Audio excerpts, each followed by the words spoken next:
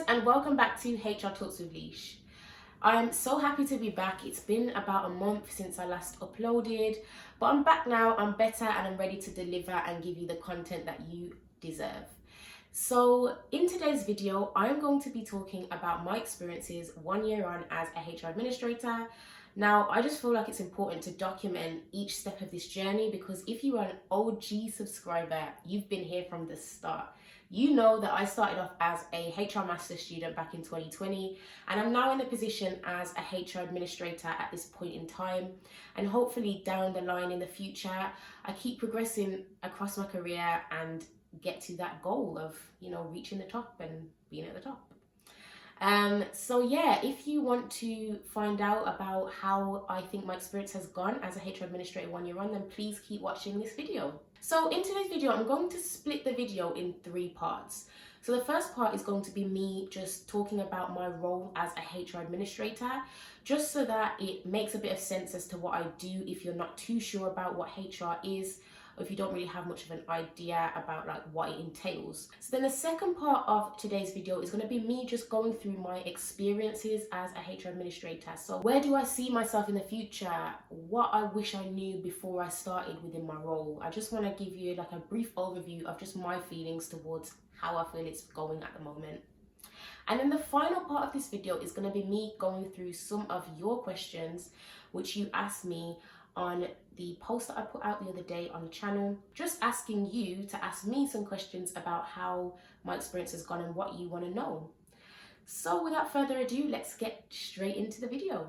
Just to note, I am looking down at my notes at the moment, so I've made some notes on my experiences just because I want to make sure that I'm covering everything and I'm not forgetting things. So hope that's okay with you all. So what do I do as a HR administrator? So I'm just going to read you some, basically a list of the things that I do. And these things that I read out are things that you'll probably see on job descriptions if you are kind of looking for a role within HR. So I deal a lot with our absent management system. So we make sure that we're recording data correctly via our absence management system. And that will include dealing with holiday requests, sickness, any kind of paid leave. And at my company, we do have a self-service kind of thing going on. So employees will do this themselves when it comes to holiday and any kind of paid leave. They'll input that themselves. But when it comes to sickness, that's something that the manager needs to do. They've got to input that. But we are here to make sure that things are being inputted correctly. So we do kind of manage the system on the back end. We also provide data for various different departments. So for example, finance may require data from us for a head count on how many part-time staff we'd have or how many full-time staff we have. So we provide regular reports to different parts of the business, but also for us as a HR function as well, we will create reports, we will analyze data. It is a very crucial part of our role to do that. So yeah, just moving on from that, as I was saying with data, we've got data quality spreadsheets that are actually sent across to us on a weekly basis. And these spreadsheets basically have any kind of data which has been inputted on a system but doesn't look right. Someone's actually going through this and trying to understand why something hasn't been inputted or if it's been inputted incorrectly. And then we can go and make sure that that's been corrected in the system. We also have a people support function. So if anyone has any kind of queries in regards to anything admin wise, so for example, holiday requests, there may be a query on holiday, or there may be a query about pay, there may be a query about benefits. Someone's requesting to have a employment confirmation letter, for example. These are the types of requests that will come through to us on a regular basis, and we have a people support system where we are monitored on how fast we respond to these queries. So there's something called an SLA, so that's a service level agreement, and we have to respond to a ticket. So that's what we call it, because it's like a ticketing system. We've got to respond to a ticket within a certain amount of days. If we don't respond within a certain amount of days, then that will affect our scores, which ultimately will affect how we are rated when it comes to our like performance reviews and things, because we are rated against how well we do on these ticketing systems. We also do things as well like raising purchase order requests. So basically, if we have purchased a service from an external company, then we need to make sure that we are raising purchase order requests, which is basically like ensuring that they get paid properly via our finance department. So it's just a case of doing the admin work for that. So inputting like how much the service was, putting a justification for why this service was needed, and then that will get processed through a number of approvals. And then once that's done, then we have to like raise a purchase order request, which the external provider will need to put on their invoice so that they can get paid. So that's just another like admin task that we have to do, and we just do that for services that we as a HR department are basically using. That's another administrative task that we have to do. So also what I do alongside the admin, I'm going to go back to it in a bit, but alongside doing like a lot of administrative duties, I also like will write notes for different cases, such as grievance cases or performance cases. So if there's a hearing that's happening, then I will write notes for that. So the notes that I write are basically a summary of what's being said. It's not actually word for word, but this is basically used when it comes to writing up like a report, or writing up a kind of letter stating like the final outcome of that case. So I think it's really good that I'm involved in these kind of things, because it allows you to actually understand the process of these cases. And if this is something that you want to like develop, and you want to move up into a higher role like a business partner or advisor, these are the things that you will get involved in, but on an advisory level. But at this point in time, as a HR administrator, I'm not on the advisory level. I would say I am just someone who's taking notes and providing that information to the HR business partner, for example, or if the HR manager wants to see that for their reference, that's there for them. I also set up meetings with my manager when it comes to dealing with difficult queries. So yes, we do have team meetings on a regular basis.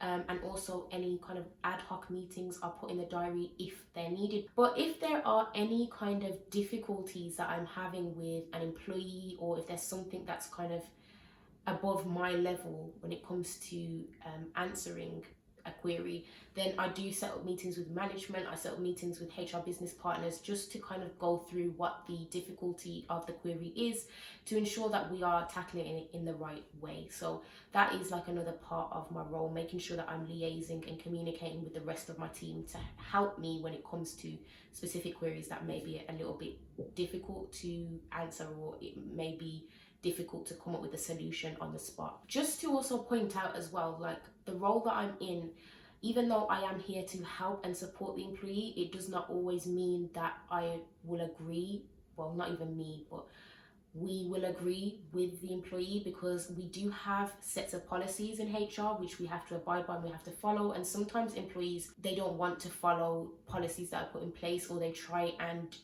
request something that is unfortunately not available. So you've got to also be that person who understands what they're saying, but when it comes to policy, you've got to make sure that you abide by that. Obviously, there may be some cases where you can make exceptions, but it really depends on the circumstance. I'm also, at the moment, I'm training alongside the rest of my team.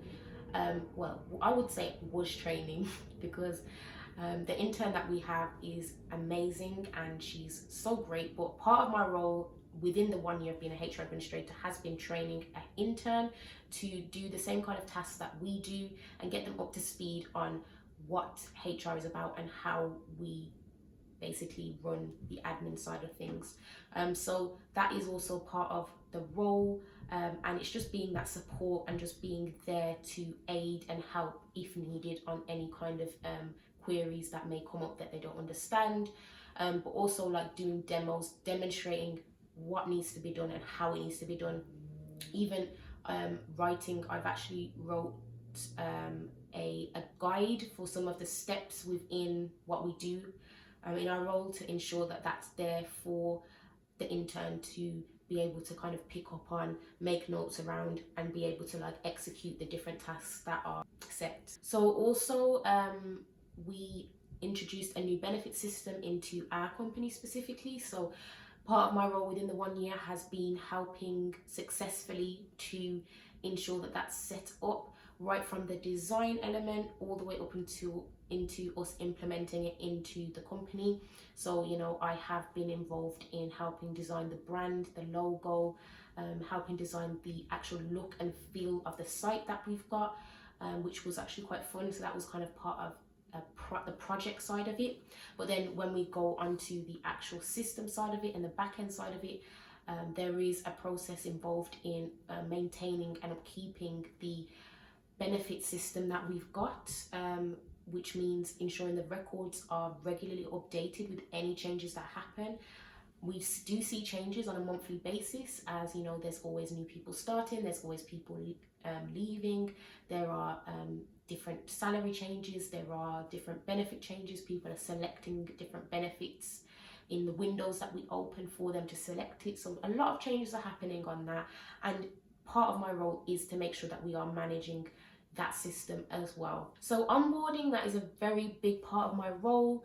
I am involved in the onboarding process right from contract creation all the way up until the onboarding process is finished for that employee. So onboarding typically lasts from day 1 all the way up to day 180, and I would say that from day 1 to like day 90 we are there to support the employee. We're always there to support the employee, but when it comes to the onboarding, we are a point of call for new employees if they do need any support and guidance. Obviously the manager is like the best kind of contact for them because that is their manager, but HR is here to support. So when it comes to onboarding, it means we have to create the contracts. When it comes to anyone coming in from an international mobility, so somebody coming from a different country to the UK, or somebody starting with us who does not currently live in the UK but is moving to the UK, we've got to make sure the visa process is sorted out for that as well. And we do work with an immigration specialist to help us with those cases. We also make sure that we are communicating well with the new starter and ensuring that their manager is connecting with them before they start. And alongside all of this, you've got to make sure that you're keeping track of it. So we do have like a tracker on all of this to make sure that we know who's starting, when they're starting, when to put them on the right onboarding dates. We need to make sure that they are set up in the system. We've got to make sure that all their details are correct so that they can be sent across to payroll to make sure that they're added onto those systems too. There's a lot that goes into the onboarding process, I would say, and yeah, that is a big part of my role, and that's something that I am hugely I'm very interested in. To be fair, I'm interested in creating a better environment for our new employees every time and making it better. We recently launched an onboarding survey as well, so that's something that I created in my first year as a HR admin to ensure that we are understanding what they're liking about it and what they're not. So yeah, that is another part of the role within HR as an admin. So in terms of presentations, I do sometimes do presentations to people within different business areas across the business in regards to benefits, for example. So there was a team within the company who wanted to just understand benefits in a bit more detail, because when we first implemented it, they didn't really understand how the new site worked. So I actually did a presentation to that area of the business just to tell them, give them a refresh on what our benefit system was, how it worked, how you request different things, because obviously this is a new system for employees to use. So obviously employees are not aware of it, so you've got to ensure that you're communicating how things work with them. Also, on a wider business view, we actually presented the benefits site when we launched it across the whole business, so everybody was able to join that call to understand how it works. I've also been involved in a lot of communications when it comes to ensuring that things are documented. So if you do want to go back and understand how something works from what we've implemented, you're able to watch a recap video, you're able to find a document on it. So for example, we have like a booklet based on benefits, so you can go in there, you can find all the information for each one, and I did help to put that together. So yeah, when I think about it, a lot of things come with being a HR administrator. There is a lot of things going on, and I feel like there's a lot of skills that you need to ensure that you have when it comes to being a HR administrator, to ensure that you're maintaining and you're able to stay on top of the workload and just be efficient and effective with how you do things. So finally, this is still the admin part. I haven't even gone into the projects yet. But finally, I'm also involved in monthly calls with the wider HR team across Northern Europe, because I actually am based in Northern Europe within my company, because we have like different areas within the company as it is a worldwide business. So we do actually liaise with HR administrators, HR business partners and managers across the different locations we have within Northern Europe on a monthly basis. So we all come together on a call, and our director of HR for Northern Europe will lead that call, and we will talk about different events that are happening across the different businesses. We'll have a guest, well, someone from the business come in and talk about their area of the business, so we are understanding what's happening in that a little bit more. So it's really a good chance for us all to get together, and that is also something that's involved within the role. In the year I've been a HR administrator and also my intern days, I have done presentations on this call of different things that we are working on within the year, different things that I've been involved in, like projects and things, which I'm going to go on to in a second. But yeah, this actually makes me doing this video makes me realize how much I do, because when I think about it, like on a regular basis, I'm just like, what? Alicia, you don't do that much, but I actually do a lot. So yeah, it is a lot. But I do enjoy it. Now I'm thinking about it, I'm thinking, wow, okay, you do a lot, Alicia. You do a lot. But anyway, moving on to the projects now. So I have been involved in a volunteering project. Last year we did like a cleanup day for the whole of Northern Europe. So on one specific day, we used one of our volunteering days, because we as a company have 2 volunteering days that you can use each year. And we literally kind of got together in all of the different local offices, and you'd go to a location somewhere in either, if it was by like a river or if it was in a park, and we'd just clean up the litter, because it was like the World Cleanup Day. And I was involved in the whole process of ensuring that happened, the planning, ensuring that the right people were contacted, ensuring that we had enough people in the local offices to help us make this initiative come to life, and let the whole of Northern Europe be involved in this volunteering project to clean up their local areas. So that was good to be involved in. I actually helped to design the logo. We got someone within our company who's really good at logo design. Well, sorry, not logo, it's called an icon actually. Icon designs, to help us make sure that we were representing what we were trying to achieve within the icon. So that was really good to be a part of. And I also helped to make some promotional videos for that as well. And I was in a couple of those promotional videos too, and helped with the communication of making sure that people were aware that this was happening and that they should take their volunteering day and come alongside us to clean up their different local areas. I'm also involved with diversity and inclusion, and for the past year I have worked closely with the team. We have something called DIB Champions, where we can help on different aspects of what's happening across the different pillars that we've got in our company. So I literally towards the end of last year was made a pillar lead for our identity pillar. So we have 5 different pillars, but identity is going to be our main focus for this year, and I stepped up to the challenge.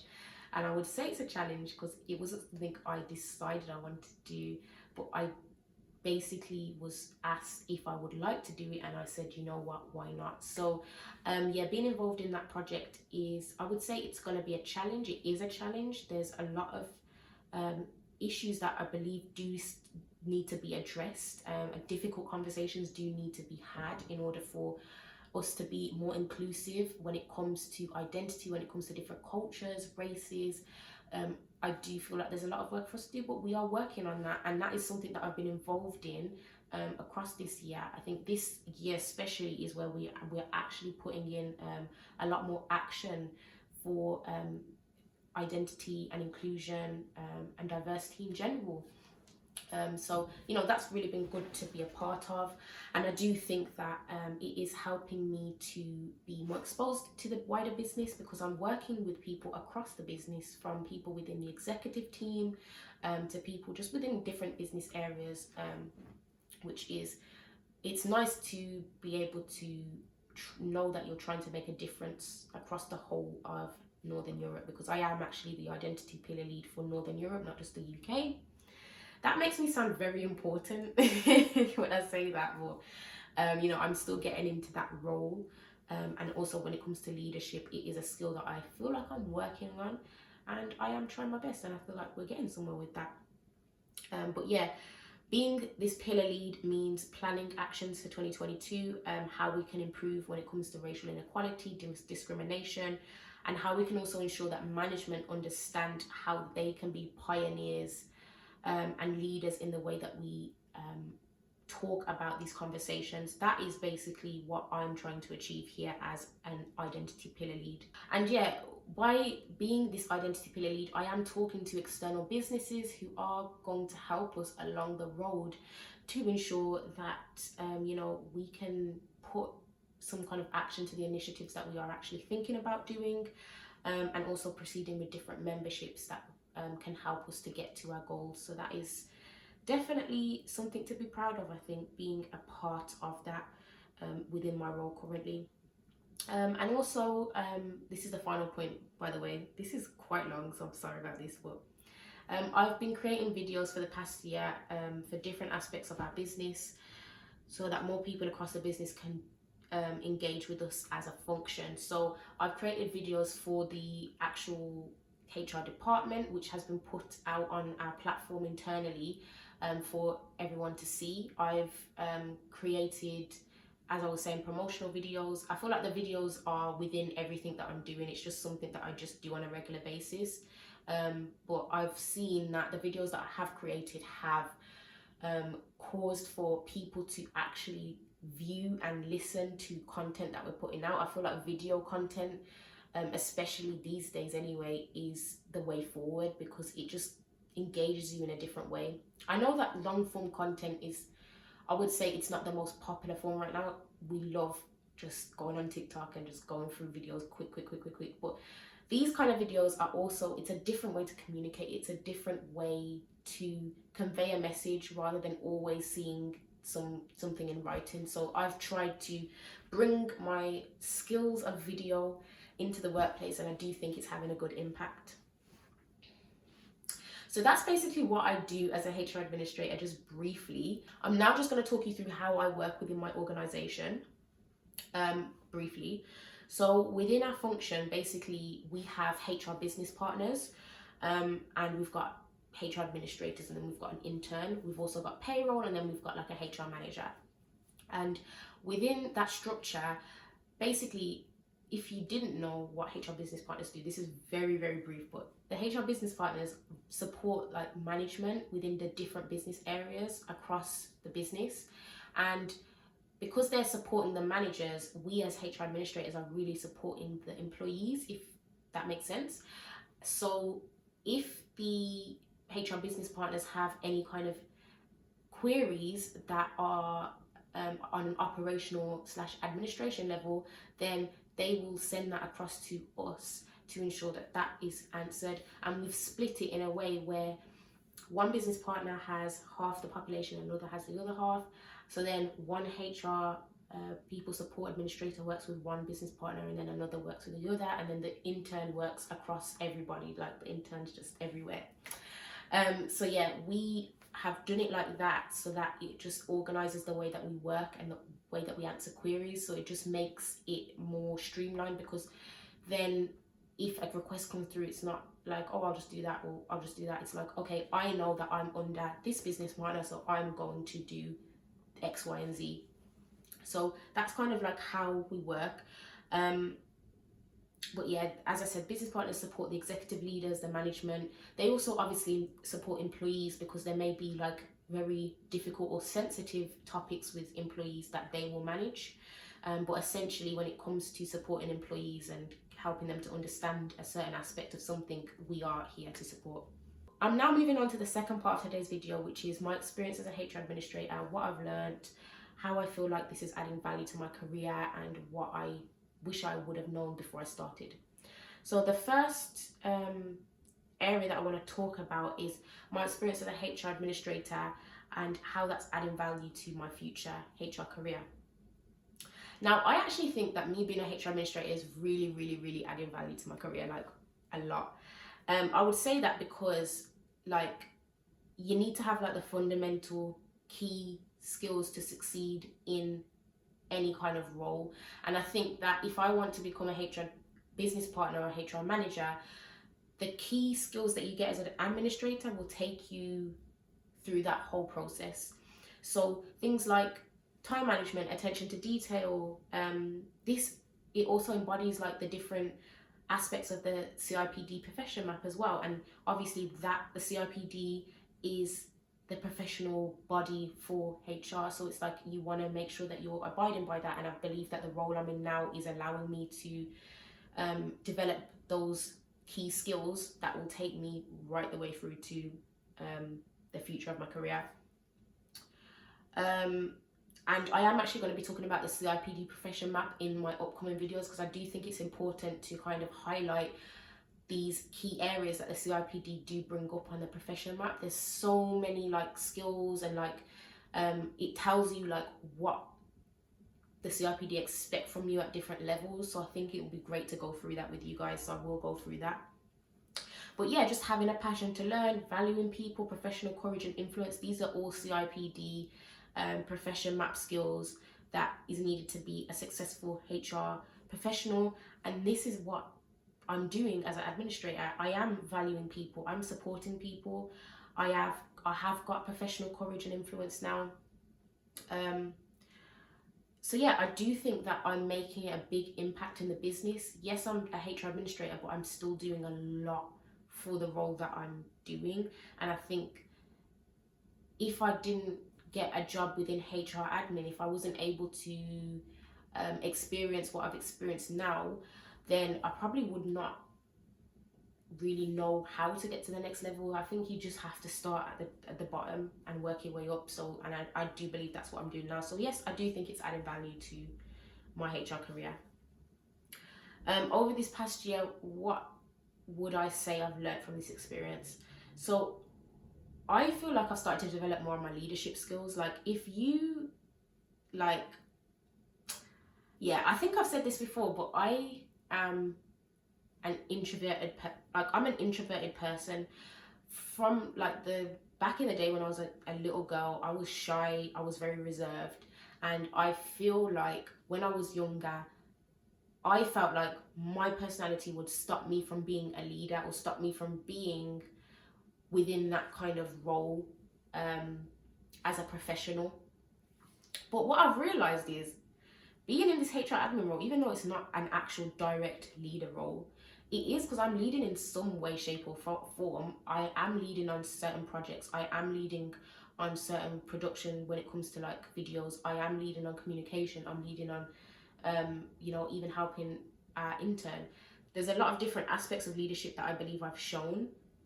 And yeah, since I started this role, I feel like I've leveled up in the confidence game, like fully. I feel like it's showing on my YouTube as well more, because when I started this YouTube channel, I didn't have a HR admin job. As I said before, I was just a student, and I feel like I still didn't feel confident when I started the channel. Glad I did start it, but yeah, I didn't feel confident. But yeah, I've been assigned to so many different tasks and projects, and it's just allowed me to step up my game, I think. And yeah, I would say an example of me showing leadership is, as I was saying before, training our intern, like helping her to grow within our team. I just feel like I've been able to show her different aspects of what needs to be done, and that is leadership, isn't it? So, I also took the leap of faith, decided to be a pillar lead for Northern Europe in identity. Like, there's just a lot of things I feel like I've done. I've also I can easily talk to employees now within the business. I feel like I'm quite visible as well. in the companies, and because I'm visible, so many different opportunities have arisen from that. Like, people see me and they will be like, oh, Alicia, I've seen her do this, I feel like she'll be great at that. And I think that that's great for me, because I feel like beforehand, before I started this job, networking was, I did, to be honest, no, I tell a lie, I feel like I was good with networking, but online. So to get a job, I feel like I was good at networking because I was talking to everybody when it came to getting a job. That was after one of like my sessions at uni though, when my careers advisor said to me, you have to look outside the box when it comes to finding a job. You can't just apply for things. But yeah, that's a different conversation. But yeah, I think in terms of being visible, networking, that's something I've definitely learned being part of this business and being a HR administrator. I also think I think a lot more creatively, and I can add value to the function and the rest of the business. So I mentioned before that I created a survey with the help of my team as well. Within the ops team, we created an onboarding survey to try and find out what people think about our services, because ultimately you want to make things better, and I feel like that's the best way to get feedback from people. So like, I'm just thinking of different ways to reach out and connect with people. I feel like I have definitely grown as an individual in this role. Yeah, I've learned a lot. So where do you see yourself in the future? Where do I see myself? So I see myself hopefully becoming a HR consultant with my own consultancy. This is a dream of mine that I've had for a few years now. Don't think I've shared it with you guys yet, but it is something that I want to do. I also want to progress up the ladder and have a go at the HR business partner role as well, or become an advisor or a manager. I just want to keep developing my skills and adapting, because one thing for me is at this point in my life, I have not made a jump to becoming someone who's an advisor and manager, because I'm still a little bit like there's a little bit of something inside of me that's like, can you do that? But it's like, I've not tried it yet. So it's like, I'm scared, but at the same time I'm not, because I know from this role, I know that I've got a lot in me and I can do a lot. So I know I can get to that level at some point. So some things that I wish I knew when starting my HR career.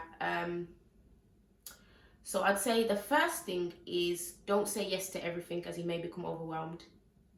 Now, yeah, I know I've talked a lot about the positive things, but let me talk about some things that are not so positive, because I don't want to just be one-sided with this. I want to give you like everything about my experience and how I feel. So yeah, I would say, don't say yes to everything. I feel like when you're new in a role, you want to make sure that you're proving yourself. You always want to be on top. You just want to do everything so that you just look like you're amazing. But I wouldn't say yes to everything, because I'm telling you now, when I first started out, yes, as much as I think I've done great and I've learned and grown, I was overwhelmed at some points. Like, there was a lot going on at some points. So I was like, I don't know how I can manage this. So I would say, don't say yes to everything, because you don't want to become too overwhelmed and to a point where you're contemplating whether you should still be doing the job or not. Because sometimes that is, if I'm being very honest with you, sometimes that's how I felt. Sometimes I was like, I don't actually know if I can do this job anymore. And it was messing with me, because I was just accepting everything. And then it's like, people, when you accept something, people expect you to do the job. So yeah, going on from that, I would say, definitely ask for help when you need it. Don't think you can be superwoman or superman and do everything under the sun, because it will not work and you'll tire yourself out. Another thing I wish I knew was communication is key. Now, obviously, I know communication is key in it, but I feel like that's kind of leading on from what I just said. I didn't communicate the fact that I needed help. So you've got to think about it on that side as well. Just communicate the fact that you need help. Communicate the fact that, you know, you are struggling, you can't do everything. Don't think that because you said no, you can't do that, that you're gonna get sacked, or they're not gonna like you, or your performance review is gonna go down. It just doesn't work like that. So I think, yeah, that's definitely something I wish I knew. Right, so also, before what I wish I knew. So I actually wish I knew that I'd be supporting payroll, because I didn't actually know. And this is why I think it's so important to have these channels, because I didn't know that HR, when you're in HR, you're actually like doing a lot of support with payroll. Now, as much as I'm fine with it, like, you know, I've got used to it and I'm supporting payroll and I'm happy with that. And that's something I didn't mention actually in things I do. I do support payroll like all the time, every month. But I didn't know that you had to input like loads of information repetitively again and again and again every single month. So that's one thing that I feel like I wish I knew before, like that you are going to be not heavily, but like you're going to be working alongside payroll very closely, and you're going to have to be inputting a lot of like data and stuff to send across to payroll. That's something I did not know. I thought HR and payroll were separate kind of things when I first started. So yeah, that's another thing that I wish I kind of knew. So the final part of today's video is answering your questions. So the first question I have is from Charity, who said, "Hi there, Alicia. Once you pivot into HR, is it hard to adjust in the beginning with no experience?" I'm splitting her question up into like 3 different parts because there's 3 different parts to this. But anyway, so I would say that if you have had experience in any field prior to HR, then you can adjust through your transferable skills. Like, I had no experience at all when I started my role. Like, okay, I had a few months experience, but you know, I was able to adjust with the experience that I've had within customer service. So like, let's say you've done another job before in a different role and you've got transferable skills, full stop. It doesn't matter if you haven't had experience in HR. I feel like so many skills can transfer into HR.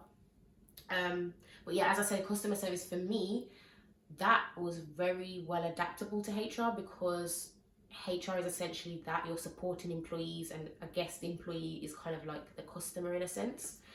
But I would also say, if you want to adjust to the role well, make sure you're asking loads of questions at the beginning, because you just need to learn as much as you can and take in as much as you can at the start. And I also think that on-the-job training is literally the best way to adjust to a role, because you know, you can read so much, but I feel like when you're in the role and you're doing it, you just pick it up and you can get used to how it works. And also you'll have people around you that will hopefully support you as well in your role, so that can make it easier to kind of pivot into the world of HR, I would say. So the next part of the question is, why do companies have entry level listed but want 1 to 3 years experience? I don't understand that myself. I don't know why companies do that. Like, why are you saying you want an entry level person but you want 1 to 3 years experience? But I think, you know what, if I was to see an entry level job now that said 1 to 3 years experience, now from what I know, I would apply anyway. Back in the day, so when I was applying for HR roles, if I saw 1 to 3 years experience, I just didn't bother, because I was like, I don't have any experience, so how am I even supposed to do that?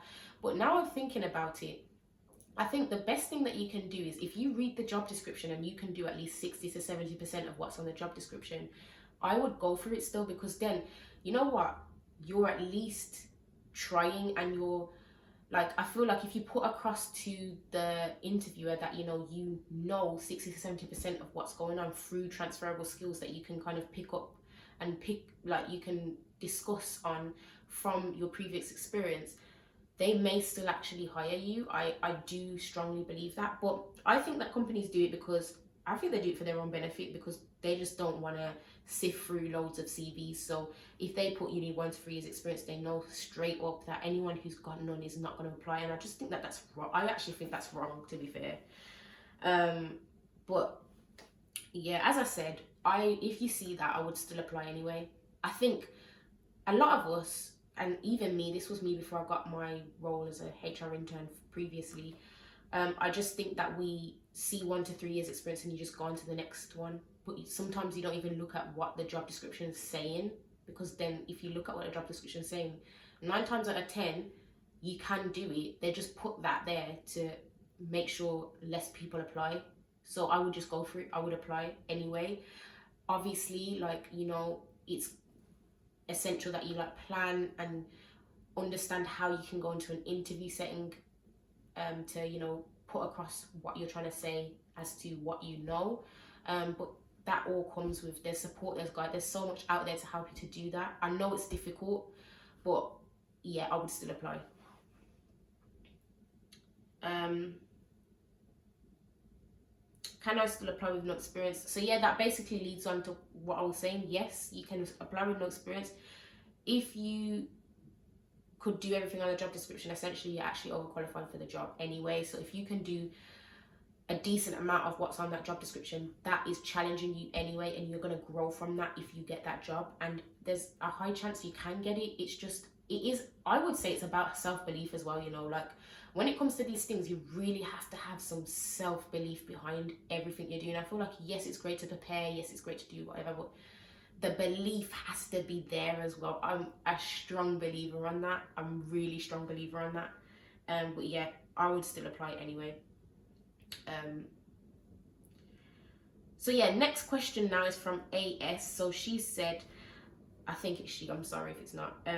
Hello, my question is, few things you love about being a HR person and those that you hate about HR. Right, so 3 things I love. I love networking with different stakeholders in the business and providing support. I think that's great. I actually feel like a boss babe because I'm talking to execs, I'm talking to people who are very senior in the company, I'm talking to people from different levels across the business. Like, this is what I mean by, like, you put yourself out there, because there's so many people. When you're in HR, like, you're basically, you get to kind of talk to and interact with a lot of different employees from different levels. So I think that's one thing that I really like. I will also say that I like to take on challenges and opportunities, which I know is going to help me grow.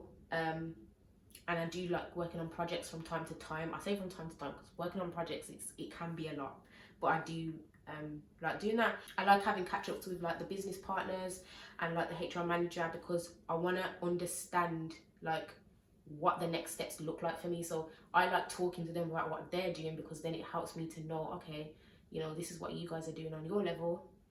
I just like to hear that, because being involved in those conversations means I know what's up in the next level. I know where I'm going to go in the next level. So, you know, I think that I like doing that. Hate, I would say that I do feel like sometimes people ask you things that have already been communicated to them, and you're just kind of like, we've already communicated this, so why are you asking me? Because we've put it everywhere and you're still asking me. So yeah, I don't know, I feel like sometimes people just, there's more work to do, because the work that you've already put out there is not even being looked at by certain individuals. So that's sometimes very annoying. I also don't like people seeing HR as the office police, because sometimes I just feel like they'll make sly jokes, like, oh, you know, you can just, Alicia will sort that, she's HR. Like, what? No, it doesn't work like that. Like, I just don't like it when people look at HR as the office police, or like, you know, not being there to actually provide support and help employees. Yes, we are here to help the business as well as employees. Like, let's not get it twisted, but it's like we're still trying to put employees' like interests at heart first as well. Obviously, if things don't, you know, follow the policies that we put in place, and obviously, like, you know, we can't accept everything. But it's just annoying when some people don't understand that. They don't understand that, you know, you have to kind of abide by the policy. So yeah, there's a lot of difficult conversations to be had in HR as well. Like, you know, there's people who will come to you with requests, and you have to tell them, I'm so sorry, we can't do this, or this cannot happen by this date, or that cannot be done because of this, this and this. And it's just kind of like, oh, I didn't really want to say that, but it's like, you've got to say it. So, you know, there's those kind of aspects of HR. Sometimes I'm just kind of like, but, you know, I enjoy the majority of it, really. So, and also I feel like admin can be repetitive at times. Like, I just feel like doing admin is just this, you're doing the same thing again and again and again and again sometimes, and it's just like, you know, I want to do something else. So yeah, that's what I would say. To round it up, that's what I would say about that. So guys, that is the end of the video. It has been a long one, so if you've stuck around for the end, then thanks for listening to me. And I hope you got enough information out of this. I hope that you can take things away from this. And that was my experience as a HR administrator 1 year on. So yeah, thank you so much for watching this video. If you've got any more questions for me, then you can contact me on loads of different platforms. So you can contact me on Instagram, LinkedIn, you can email me, or you can comment down below and I will get back to your questions. Thank you so much for watching this video, and I will see you in my next one.